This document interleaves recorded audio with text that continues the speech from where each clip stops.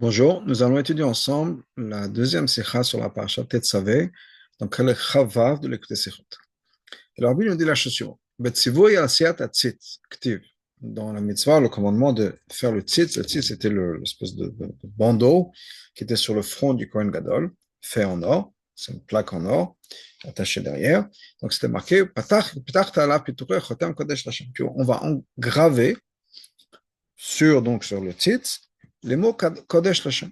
Haïno, chez la tzit, yishlachot et atevoi Kodesh Lashem. Ça veut dire que sur le tzit, il fallait graver ces mots-là Kodesh Lashem. Pour faire une boya d'avoir katuv alav. Donc la manière maintenant comment ces mots-là Kodesh Lashem est écrit, les chachamim et la bezer boyabse. Il y a une machloket entre Rabbi Eliezer et entre les chachamim et Rabbi Eliezer et Rabbi Yossi. Chachamim svir, les chachamim pensent, chaque katuv alav, c'est écrit en deux lignes. Yud ke lemala, en haut c'est marqué le nom d'Hachem, Yud ke vav ke, ou Yud ke dans la Gemara, on va voir ce que Rashi explique. Ve Kodesh lamed lemata. Et en bas, Kadosh lamed.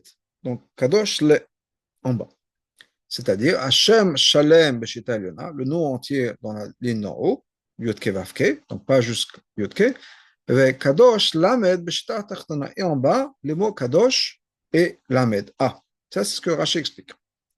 Il aura Beleza Boyabessiomer, alors que Beleza Boyabessiomer dit Ani Raïte Beromi, moi, je l'ai vu à Rome, j'ai vu le titre. Vekatov Alav, Kodesh Lachem, et les mots Kodesh Lachem est décrit Beshita Achat en un seul mot. Donc, est-ce que Kadosh Lachem s'écrit en une ligne ou en deux lignes? L'opinion de Beleza Boyabessi est basée sur le fait que lui-même a dû voyager à Rome, et on lui a donné permission de rentrer dans les caves ou les trésors de Rome. Et il a vu là-bas le titre, et c'était marqué Kadosh Lachem en une seule.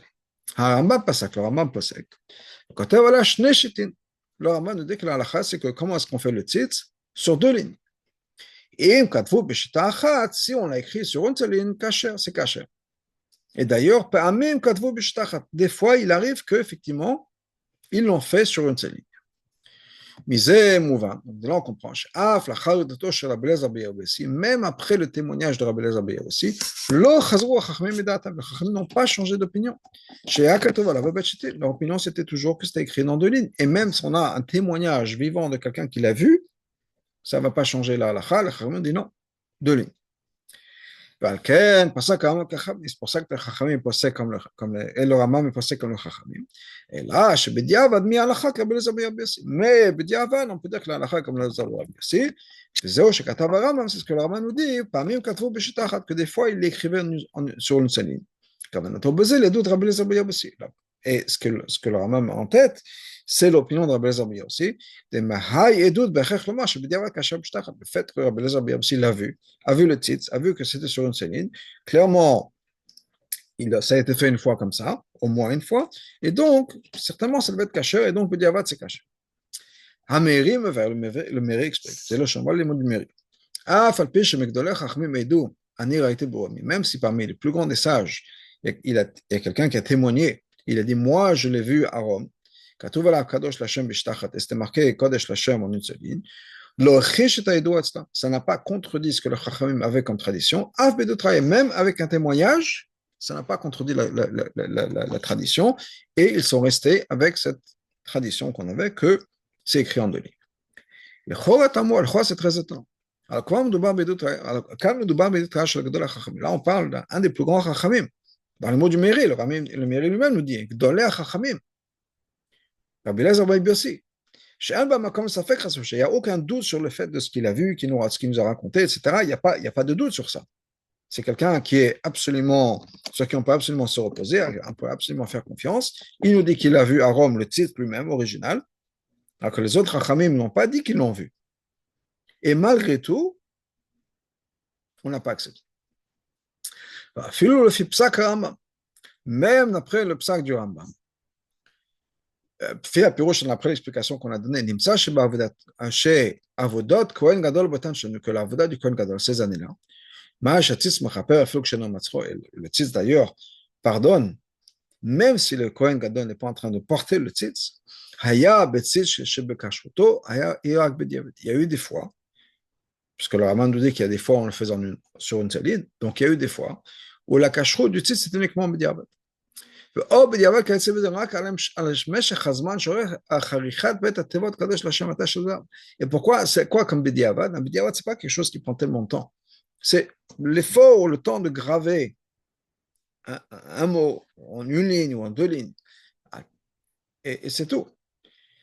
Puis, anal nimsa shebtoch zman zin lekat bet hamikdash nekach chatzit. Donc, il veut dire que pendant ce temps-là, cette période, si on peut dire, c'était kasher bediavad, soit qu'il y avait un tzit qui était bediavad, et dafka pour une raison ou une autre, et dafka pendant cette période-là, ce qui doit être certainement relativement courte, c'est à ce moment-là que le tzit a été pris par les Romains.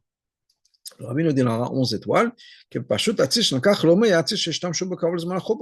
certainement le tzit qui a été pris à Rome, c'est le tzit qui a été utilisé à l'époque du Choban, juste avant le Choban.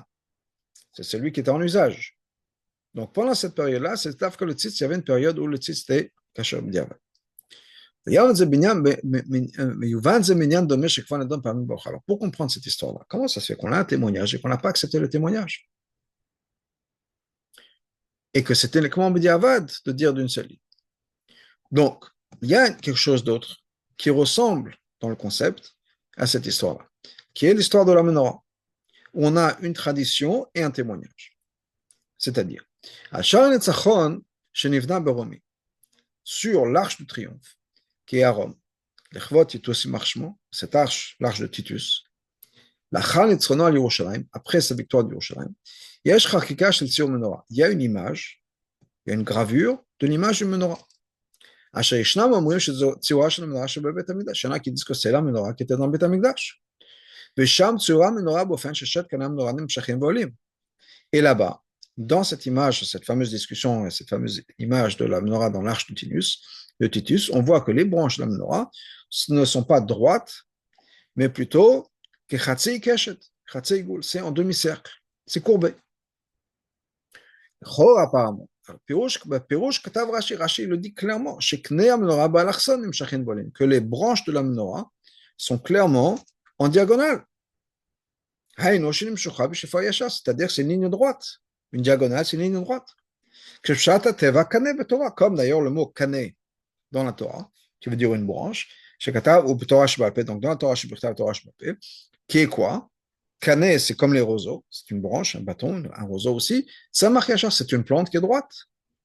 On peut aller dans n'importe quel étang et on va voir qu'il y a des roseaux et les roseaux, ils sont droits. D'ailleurs, le Rambam, c'est pas juste Rashi, le Rambam a dessiné la menorah, il a fait les branches droites. On voit le dessin que le Rambam lui-même a fait, dessin fait à la main. On a l'original, le manuscrit du Rambam avec son dessin à lui, qui a fait où les branches sont droites. Qu'est d'autres? Maintenant, on pourrait dire, il y en a qui le disent, que c'est juste parce que c'est un croquis, c'était plus facile de le faire comme ça que de le faire courbé. Le fils du Rambam, le Rambam nous dit, le fils du Rambam dit que quand mon père a dessiné les branches de menorah droites, c'était fait exprès, c'était bekavana, c'était pas par hasard juste pour la facilité du croquis, etc. Non, la raison pour laquelle elle a fait droite et pas courbée, c'était exprès. Tout ça, Rashi et le Rambam ne correspondent pas à cette image qu'on a de la menorah dans l'arche de Titus. Je crois qu'on a chez les doutes, là, c'est une doute, c'est-à-dire on a un témoignage des gens qui étaient contemporains, qui étaient de l'époque, qui ont dessiné cette menorah. Ils ont vu la menorah du Beth Amikdash, ils ont fait cette image-là de l'arche de Titus. Comment est-ce que les Rishonim qui viennent des siècles plus tard ont une image et qu'ils n'ont pas accepté, si on peut dire, cette image qu'on a d'un témoignage de l'époque? Shlomar,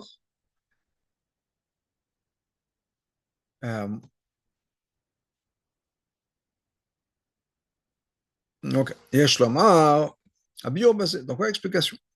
בפשטות, très simplement. המנורה חקוקה לשער אינה ציור הנחש של מרש מקדש. L'image de la menorah qu'on a dans cette arche de Titus n'est pas la menorah qu'il y a dans le Beth Amikdash. כדמוכח מזה, comme on voit la preuve, שבציור שם נראים עוד כמה וכמה פרטים, qu'il y a d'autres détails, שאינם מתאימים לתבנית המנורה של מקדש, qui ne correspondent pas à la menorah qui était dans le Beth Amikdash. שבמנורה של השער, au point où, par exemple, sur la menorah qui est sur cette arche de Titus, il y a une image, il y a une image d'un dragon. Clairement, dans la menorah, il n'y a pas de dragon. Il n'y a pas cette image-là. Donc, clairement, ce n'était pas l'original. Donc, on est obligé de dire, c'est logique de dire, que l'image de la menorah qu'on a dans l'arche de Titus n'était pas fait en accord avec l'image de la menorah qui est dans le Beth Amikdash. Et là, le film menorah, c'était un autre candélabre, si on peut dire, d'autres lumières, d'autres sources de lumière qui étaient dans le Beth Amikdash. Qui ressemblait d'une certaine manière, ou sur certains détails, à la menorah qui était dans le Beth Amikdash. Le Rabbi nous ramène dans l'Ara 18. Léa שבספר יוסיפון, que dans Yosifun c'est marqué, dans Joséphus, שהביאו לטיטוס שתי מנורות, ממנורות הזהב אשר בבית המקדש. qu'on a amené à Titus deux menorot parmi les menorot qui étaient du Beth Amikdash. Maintenant, clairement, s'il y en avait deux, c'était pas les mêmes. Et basé sur ce qu'il nous dit, que les 10 candélabres qui avaient été construits par Shlomo, qui ressemblaient exactement, qui étaient des copies de la menorah, n'étaient pas dans le deuxième état Mikdash. Donc, on peut imaginer, on peut dire que ces deux menorahs-là, au moins en tout cas une des deux, n'étaient pas les menorahs du Beth Amikdash. C'est-à-dire les menorahs, c'était dans le Beth Amikdash, mais ce n'était pas la menorah de la Avoda, la menorah du Beth Amikdash. Okay? Ou בפשטות, יש לומר שהיו מהמנורות שבמנורות דרמב"ם הלכות בית הבחירה בסופן, c'est d'autres menorot qui étaient là-bas dans le Beth Amikdash pour éclairer autre chose. Okay? Donc, כלומר, c'est-à-dire, כיוון שלמנורה שבמקדש הייתה חשיבות גדולה ביותר, étant donné que dans la menorah du Beth Amikdash, il y avait une importance particulière, נהגו לעשות מנורות בדמות המנורה שבמקדש, donc il était fréquent de faire des menorot qui ressemblaient à la menorah dans le Beth Amikdash. Ou biprat ovdei avodah zara. L'avodah zara, en particulier des gens qui faisaient l'idolâtrie, qui faisaient des choses qui ressemblaient à la menorah du Beth Amikdash des Juifs, qui faisaient ça pour leur avodah zara. Par exemple, dans la Kodesh avodah zara, par exemple, le dragon, l'image du dragon, ce qui est une idée d'avodah zara. Donc l'image du Beth Amikdash, l'image pardon, de la menorah qui est dans l'arche de Titus, ressemble à quelque chose d'autre, qui était une menorah, une autre menorah. Alors effectivement, il y avait des copies qui étaient adaptées, etc. L'Avdil, on peut dire, je ne sais pas, comme la Tour Eiffel ou d'autres choses. Oui, il y a des copies de partout de la Tour Eiffel. Ça ne veut pas dire que c'est la Tour Eiffel. Et il y aura des copies qui ne vont pas correspondre. Et bien, la même chose par rapport à ça. La menorah, c'était un symbole qui était souvent copié parce que c'était tellement important. Donc, elle était copiée. Il y avait des versions faites en Chine, il y avait des versions comme ci, comme ça. Et ce que Titus a fait, c'est une version qui ne correspondait pas à l'original. Donc, on peut dire la même chose par rapport au tzitz, suivant l'explication de Meiri, c'est-à-dire, même si Rabbi Eliezer Rabbi Yossi a vu le tzitz à Rome, ça ne veut pas dire que c'était le tzitz du Kohen Gadol. C'est tout à fait possible que c'était un objet, alors bien sûr c'était en or, donc c'était quelque chose qui était de valeur, un bijou que quelqu'un d'autre a fait, qui ressemblait plus ou moins au tzitz. Le Rabbi nous dit dans Rav 21, donc le Venazan nous dit, que les princes importants, les ministres importants, etc., faisaient aussi un tzitz de la même manière en or. Okay? Donc c'était quelque chose qui était aussi copié. Et ensuite, ce bijou-là a été placé, mais quelle que soit la raison, peut-être que la raison c'était en fait pour pouvoir protéger le vrai tzitz des Romains. Donc on a remplacé ce tzitz-là par rapport au vrai tzitz, comme la menorah. Donc c'était des choses qui ont été remplacées pour justement tromper l'ennemi. Et on a mis des choses à la place pour que ce soit ça qui soit capturé, pris à Rome, et pas les originaux. Le tzitz en particulier, dit le Rabbi Pratch, que pour le tzitz, pour les Bigdei Keuna, il n'y a pas l'interdit de faire des copies. Dans la 18 étoiles, un peu avant, le Rabbi nous dit qu'il y a un problème à faire à certaines menorahs parce qu'on n'a pas le droit de faire des copies de la menorah, des copies conformes. Mais en tout cas, pour le tzitz, il n'y a pas de problème. Donc, il est tout à fait possible que quelqu'un a fait quelque chose qui ressemble au tzitz, même pour lui-même, a fait un bijou comme le tzitz. Même si on va dire qu'on n'a pas le droit, qu'on n'a pas le droit de faire des copies des choses du Beth Amikdash. Donc, aucun juif l'aurait fait, peut-être, très bien. C'est tout à fait possible, comme un juif l'a fait. Et qui s'est trompé, et qu'ils n'ont pas mis sur deux lignes, ils l'ont mis sur une seule ligne, parce qu'ils n'ont pas fait exactement, ils ne savaient pas exactement comment le faire. Ils voulaient copier quelque chose de très important de Chashouv, etc. Et donc, bon, ils ont fait une copie comme ils le comprenaient, comme ils l'ont su. Et donc, donc les Chachamim avaient une tradition. Dans les mots du Miri, Yadoua Etzlam, ils savaient, c'était connu chez eux. Que les mots Kodesh Lashem étaient écrits sur deux lignes. Donc c'est clair que c'était comme ça. Donc cette tradition elle-même nous oblige de dire que ce que Rabbi Eliezer et Rabbi Yossi a vu à Rome, ça n'était pas le titre du Kohen Gadol. Et donc ça, c'est ce que, basé sur le mérite, on est obligé de dire. Donc, effectivement, Rabbi Eliezer ben Rabbi Yossi a vu quelque chose, très bien, mais nous, on sait que c'était le vrai titre n'était pas comme ça, donc clairement, c'était quelque chose d'autre, c'était une copie. Et le Rabbi Eliezer ben Yossi, alors que lui, Rabbi Eliezer ben Rabbi Yossi, lui, il n'avait pas eu cette tradition de son Rav. Quand il a vu le titre lui-même à Rome, il n'était pas obligé d'accepter une éventualité qui est tellement loin que parmi tous les ustensiles de Beth Amikdash, il y aura un tzitz qui va venir de l'extérieur. Parce que le vrai tzitz n'a pas été décoré comme ça. Ce que lui, il a vu, ce n'était pas le tzitz du Kohen Gadol. C'est le tarchit, c'est juste un bijou, chassamichou que quelqu'un a fait. C'est un peu bizarre. Donc lui, sans cette tradition, il dit, vous imaginez des choses, voilà tout ce que j'ai du Kohen Gadol, il y a le tzitz, donc clairement c'est le tzitz du Kohen Gadol. Donc pour lui, c'était une preuve. Que Kodesh Lashem, ce que lui, il a vu, c'était bien le titre du Kohen Gadol. De dire que ce n'était pas le titre du Kohen Gadol, c'est un peu bizarre. Et c'est un peu loin, si on peut dire, une sphère lointaine. Et donc pour lui, c'était évident. Et pour lui, la halakha, c'est que, comme étant donné qu'il l'a vu sur une seule ligne, c'est bon. Étant donné que les Chachamim avaient cette tradition, ils n'ont pas contredit leur tradition, malgré le fait qu'il y a un témoignage de quelqu'un de confiance, qui nous dit qu'il a vu ça. Parce que dans la Kabbalah, c'est-à-dire dans ce qu'on sait de tradition, il n'y a aucun doute. Par contre, un témoignage, on peut dire qu'effectivement, ce que tu as vu, mais ce n'était pas le titre du Kohen Gadol. Donc on n'a pas de preuve à 100% que c'était bien ça. Il a vu quelque chose qui ressemble au titre, il n'y a pas de souci. Mais de dire que c'est ça le titre du Kohen Gadol à 100%, on ne peut pas. Donc nous, on a une tradition, on ne peut pas changer notre tradition parce qu'il y a quelqu'un qui a vu quelque chose. Et puis, on a donc basé sur ça. Donc maintenant, on a un problème avec le Ramba. Le Prat en particulier. Comment c'est possible que dans le Beth Amikdash, il y avait une certaine période de temps, on ne sait pas combien de temps, mais il y avait dans le Beth Amikdash un tzitz qui était caché uniquement B'diavad. Pourquoi? Parce que le Rama nous l'a dit. Ce n'est pas basé sur l'histoire dans la Gemara. Le Rama nous dit que pendant le Beth Amikdash, des fois, il faisait sur une sénite, mais c'est uniquement caché B'diavad. Donc comment c'est possible que le Beth Amikdash avait quelque chose qui n'est pas caché à la Khatkhila? Ça n'a pas de sens. Donc, il faut dire la chose suivante. Ça aurait été compliqué de tromper les Romains avec un tzitz qui n'a jamais été le vrai tzitz du Beth Amikdash.